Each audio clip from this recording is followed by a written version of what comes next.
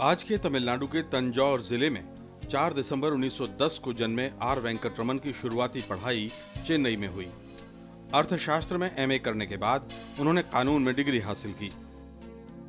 पहले Madras high court और फिर सुप्रीम कोर्ट में अपनी वकालत से देश भर का ध्यान खींचा। तब तक आजादी के लिए गांधी जी का आंदोलन जोर पकड़ चुका था। वेंकटरमन इससे अलग कैसे रह सकते थे? आजादी के बाद 1950 में वो संसद के लिए मनोनीत हुए। 52 में पहली लोकसभा के लिए भी वो चुने गए। 1957 से 1967 के बीच वो तमिलनाडु विधानसभा के लिए निर्वाचित हुए और अनेक विभागों के मंत्री रहे। 1967 से 71 तक योजना आयोग के सदस्य के तौर पर उन्होंने काम किया। 1980 में इंदिरा गांधी के मंत्रिमंडल में उन्होंने पहले वित्त मंत्री और फिर रक्षा मंत्री पद की जिम्मेदारी संभाली।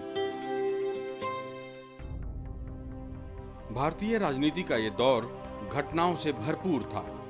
ऐसे माहौल में 1984 में वो उपराष्ट्रपति बने। इस पद पर उन्होंने 1987 तक काम किया। फिर इसी साल आर वेंकटरमन देश के नए राष्ट्रपति के रूप में सामने थे। राजनीतिक उथल-पुथल लगातार हो रही थी।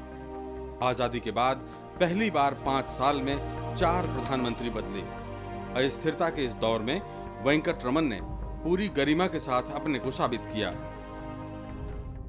डॉक्टर आर वेंकटरमन ने अनेक किताबें लिखी। कई विश्वविद्यालयों ने उन्हें सम्मानित किया और विदेशों में अपनी प्रतिभा और ज्ञान के बल पर उन्होंने भारत का नाम रोशन किया। 27 जनवरी 2009 को डॉक्टर आर वेंकटरमन लंबी बीमारी के बाद हमारे बीच से चले गए।